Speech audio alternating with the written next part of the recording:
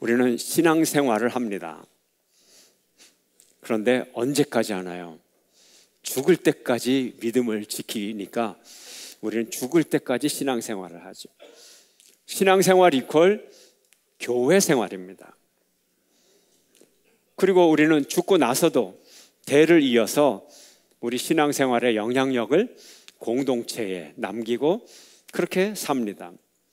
우리의 삶의 흔적이 교회 공동체에 고스란히 남게 될 것입니다.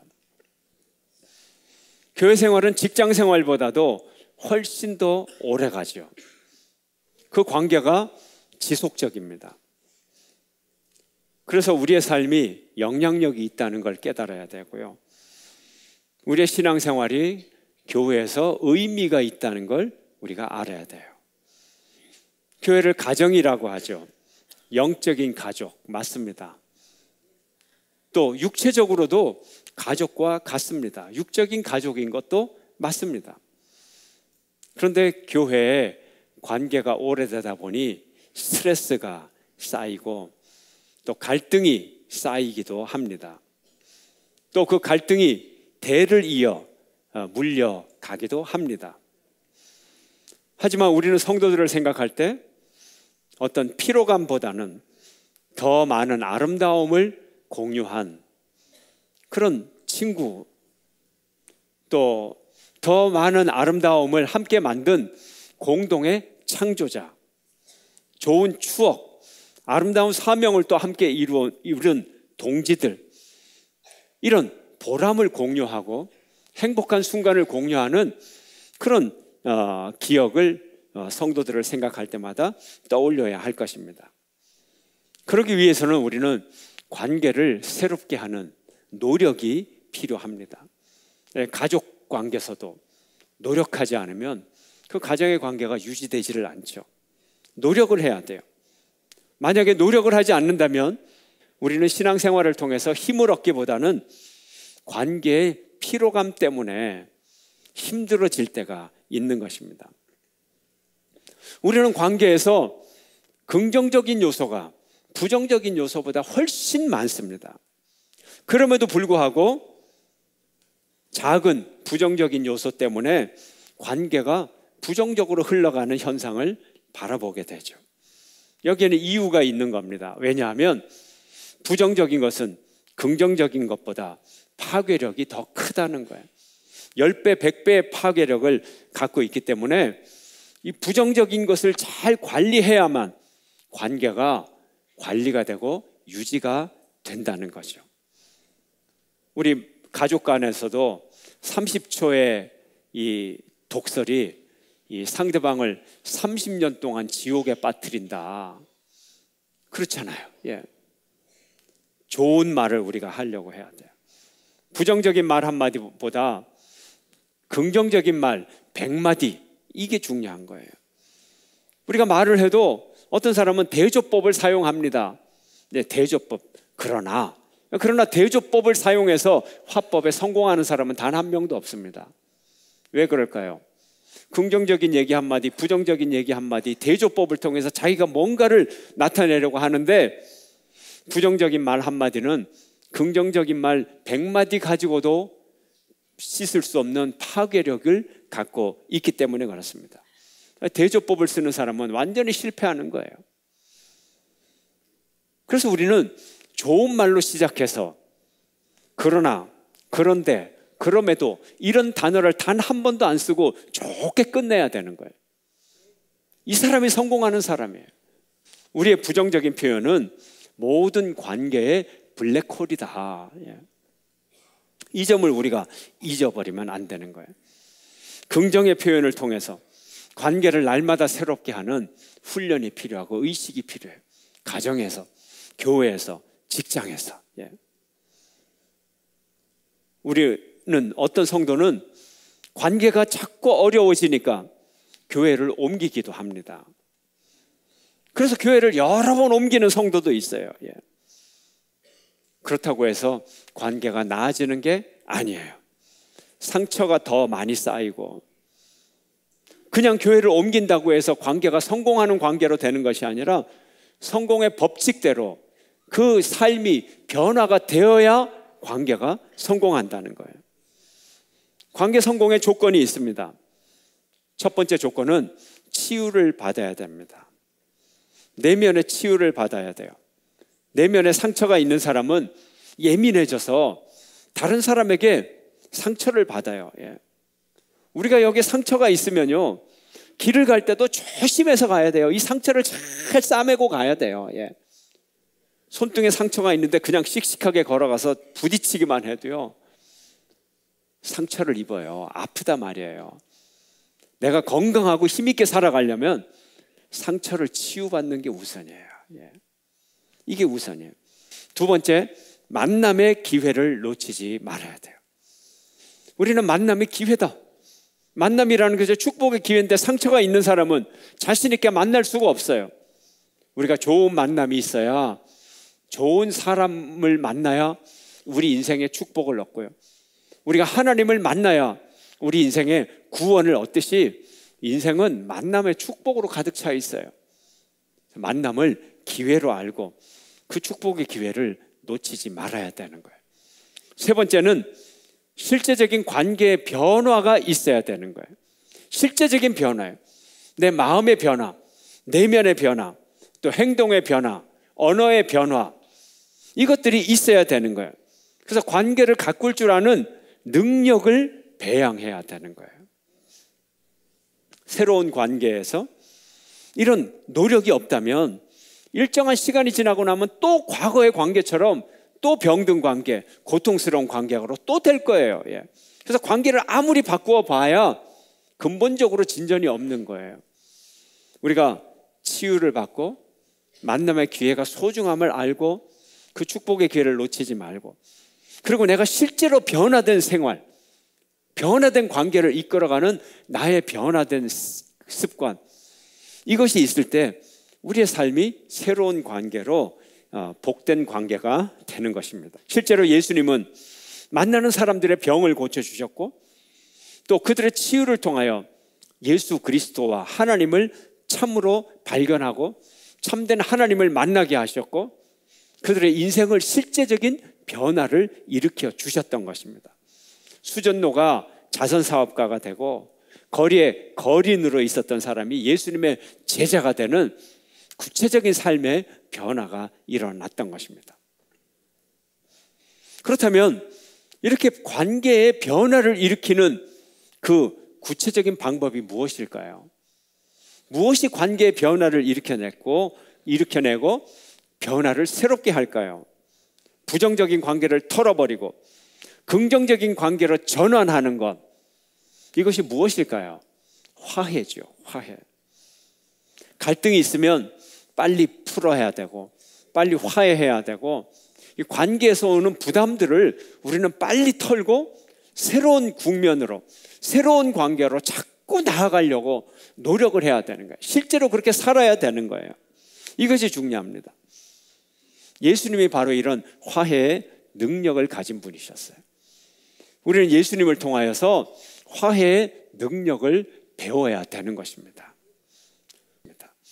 성도 여러분, 여러분은 빨리빨리 화해하는 분들이 되시기를 주의 이름으로 축원합니다. 삶의 갈등들을 빨리빨리 해결하는 여러분 되시기를 축원합니다. 이게 지혜예요. 이게 축복이에요. 그래서 우리의 삶에 갈등의 짐이 쌓이지 않도록 내가 힘들어지면 빨리 앞장서서 내가 먼저 이 갈등의 짐들을 내려놔야 되는 거예요. 그게 나를 살리는 거예요. 이것이 관계를 새롭게 하는 능력인 것입니다. 그런데요, 이 관계를 새롭게 한다는 것, 결국은 자기가 새로워지는 거죠. 자기를 새롭게 하는 거죠. 변화를 일으키는 거예요. 내 속에 있는 내가 변화된다는 게 뭐예요? 지금까지의 내가 없어지고 새로운 나를 만드는 거예요. 새로운 나를 만드는 거예요. 기존의 자기 모습을 바꾸는 거예요. 참 이것은 고통스러운 과정이죠. 자기가 자기를 바꾼다는 것이 쉽습니까? 이게 고통이죠, 고통. 예. 많은 사람들이 고통을 통해서 겨우 자기를 바꿀 수 있어요. 그러나 스스로 바꾸어가는 그 능력을 가진 사람이라면 이런 분들은 관계에 있어서 성장하지만 그가 가진 지식이나 직업의 능력이나 모든 것에 있어서 성공하지 않을 이유가 없는 것입니다. 자기 고통의 능력, 이것은 자기를 희생할 수 있는 능력을 얘기합니다. 자기가 자기를 희생할 수 있다면 이 사람은 관계도 변화시킬 수 있는 사람이죠. 우리가 이런 능력을 어디서 얻을까요? 우리는 이런 능력을 예수님의 십자가로부터 배울 수가 있습니다. 예수님은 우리에게 찾아온 하나님의 화해의 능력입니다. 예수님은 변화의 능력입니다. 그래서 하나님의 본체이신 그분이 인간의 몸을 입고 성육신하여 이 땅에 오셨습니다. 이만한 고통과 이만한 변화를 감당하신 분이 어디 있어요? 우리는 예수님만 배우면 우리는 변화와 새로운 삶의 능력을 얻을 수가 있는 것입니다. 예수님은 고난의 능력, 사랑의 능력, 십자가의 능력을 가지신 분이십니다.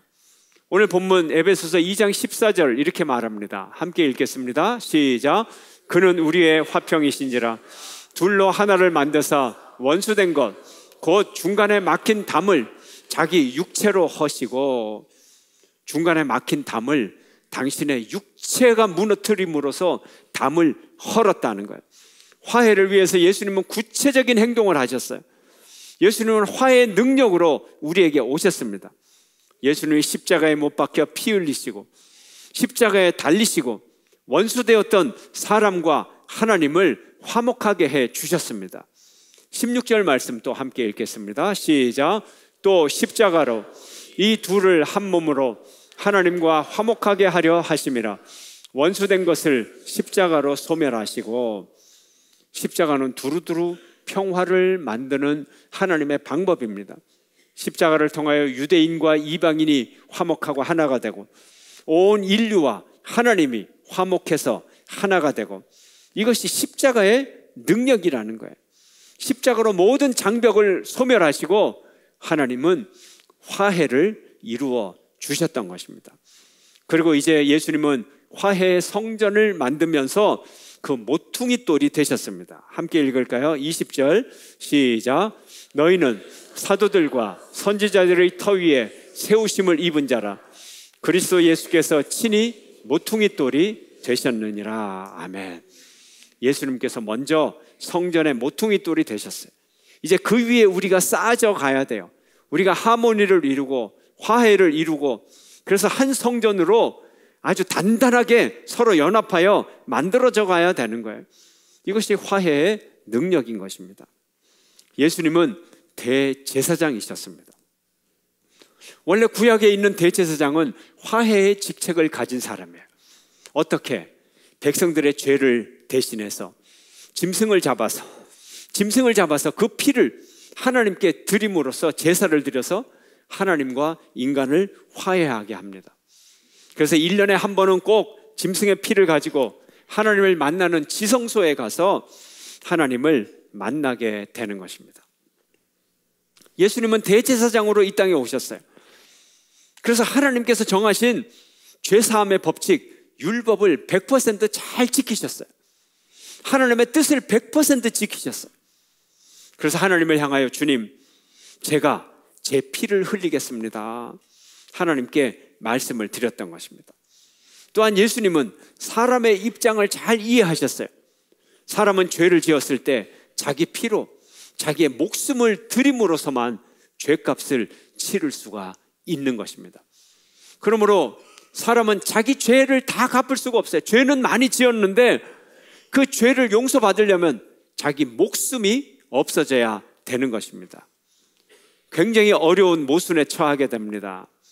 이때 사람의 처지를 이해하시고 예수님은 말씀하십니다. 사람들아, 내가 너희들의 죄값을, 너희들의 몸값을, 너희들의 모든 피값을 내가 대신 치르기 위하여 내가 내 피를 흘려주마. 예수님이 말씀하셨던 것입니다. 예수님은 진정한 화해자로서 하나님의 처지를 100% 이해하시고 우리 인간의 처지를 또 100% 이해하시고, 그래서 양자를 100% 진짜 화해하도록 만드신 분인 것입니다.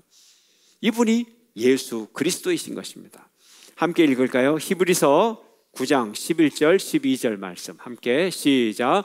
그리스도께서는 장래 좋은 일에 대제사장으로 오사 손으로 짓지 아니한 것 곧 이 창조에 속하지 아니한 더 크고 온전한 장막으로 말미암아 염소와 송아지의 피로 하지 아니하고 오직 자기의 피로 영원한 속죄를 이루사 단번에 성소에 들어가셨느니라. 아멘.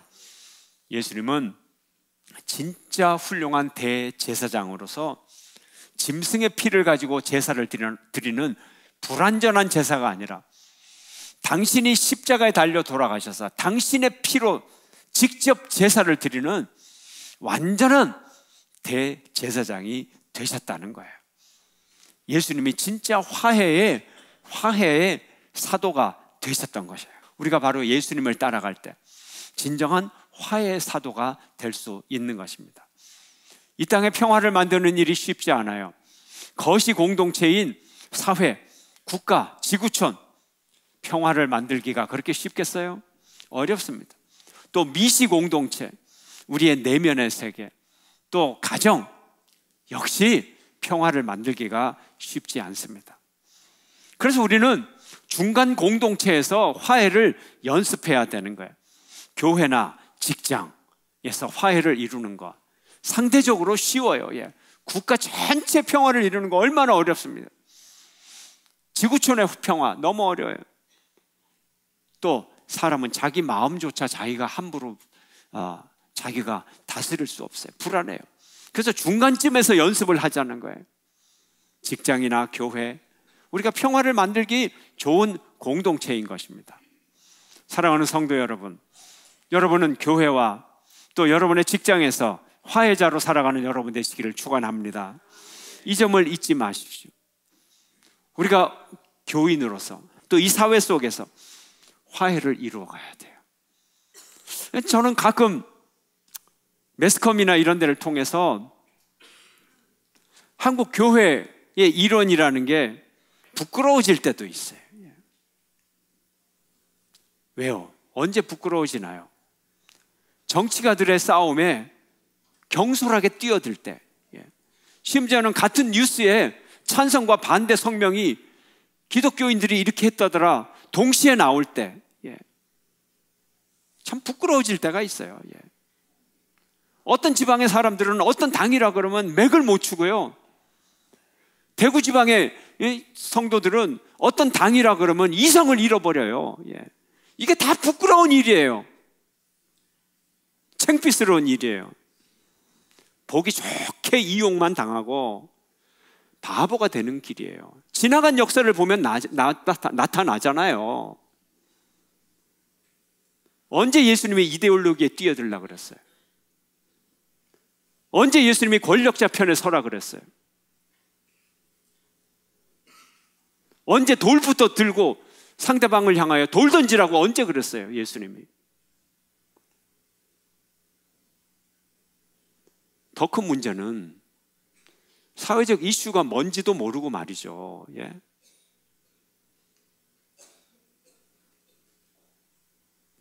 깊은 단순하지 않은 문제에 무식한 용기로 뛰어드는 모습, 이건 영원히 역사의 부끄러운 모습입니다.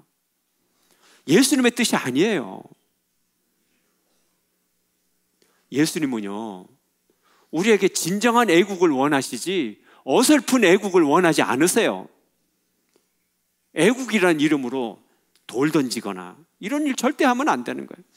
우리가 진짜 애국해야 될 거는 하나님 나라를 위한 애국이에요. 어설픈 이 나라를 애국하려고 그러면 가룟 유다가 되는 거예요. 가룟 유다, 유대인의 독립을 위해서 예수님을 팔아먹은 인간이에요.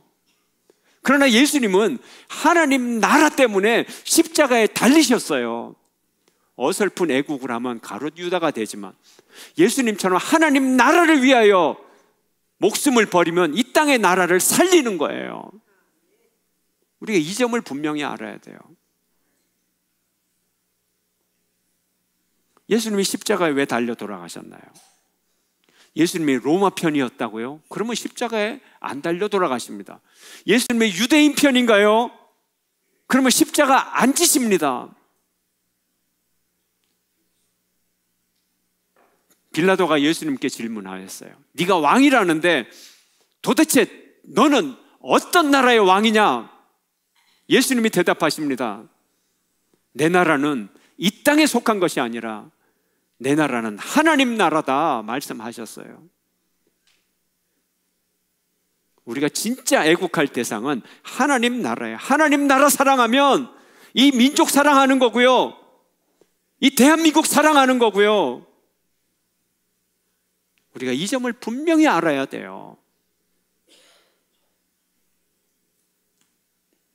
우리가 화해자가 되려면요, 잘 이해해야 되는 거예요.